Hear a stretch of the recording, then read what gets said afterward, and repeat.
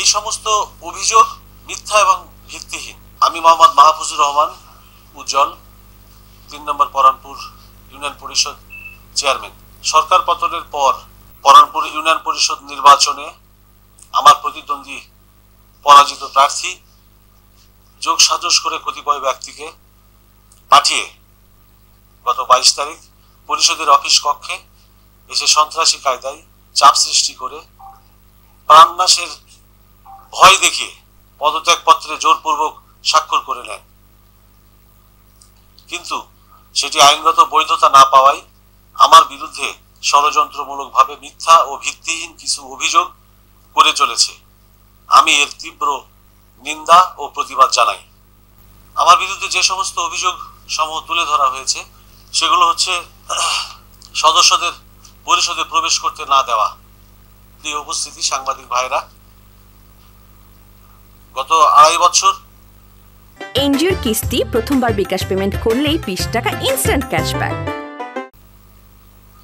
নির্বাচনের পর থেকে ইউনিয়ন পরিষদের সদস্যদের সাথে সৌহার্দ্যপূর্ণভাবে আমি পরিষদ চালিয়ে আসছি এবং গত ২২ তারিখের যে ঘটনা, এই ঘটনা আমাকে যে জোর করে পদত্যাগ পত্রে সাইন করে নেওয়া হয়েছে, এর আগের দিনও কিন্তু গ্রাম আদালত চালানো হয়েছে পরিষদের সকল সদস্যদেরকে নিয়ে। আমার কাছে সেই ফুটেজ সংরক্ষিত আছে। প্রিয় উপস্থিতি, ইউনিয়ন পরিষদের নামাজের স্থান নিয়ে আমার বিরুদ্ধে অভিযোগ করা হয়েছে। নামাজের স্থান ইউনিয়ন পরিষদের প্রথম বরাদ্দ থেকে আমি সভাপতি ছিলাম। পরবর্তীতে যে কয়টা প্রকল্প দেওয়া হয়েছে ইউনিয়ন পরিষদের প্রত্যেক সদস্যের সাথে বসে আলোচনা করে রেজলিউশনের মাধ্যমে কমিটি করা হয়েছে এবং তার সভাপতি মেম্বার সাহেবেরা আছেন। প্রিয় উপস্থিতি, অভিযোগ করা হয়েছে আমার উপরে কোনো প্রকারের প্রকল্প না দেওয়া। এই সমস্ত অভিযোগ মিথ্যা এবং ভিত্তিহীন, কারণ প্রত্যেকটা প্রকল্পের রেজলিউশন আকারে, ডকুমেন্টস আকারে পরিষদের সংরক্ষিত আছে এবং স্ব দপ্তরে সংরক্ষিত আছে। লাঠিয়াল বাহিনী পরিষদে রাখা। প্রিয় উপস্থিতি, আমি স্থানীয় সরকার প্রতিনিধি, ইউনিয়ন পরিষদের নির্বাচিত প্রতিনিধি।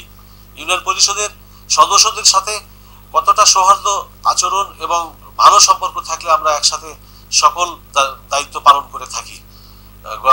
আগের দিন ২২ তারিখের আগের দিনও আমরা বুধবারে আমাদের গ্রাম আদালতে, যেটা আমি কিছুক্ষণ আগে বলেছি, আমরা একসাথে গ্রাম আদালত পরিচালনা করে আসছি এবং এই অভিযোগটা সম্পূর্ণ মিথ্যা এবং ভিত্তিহীন।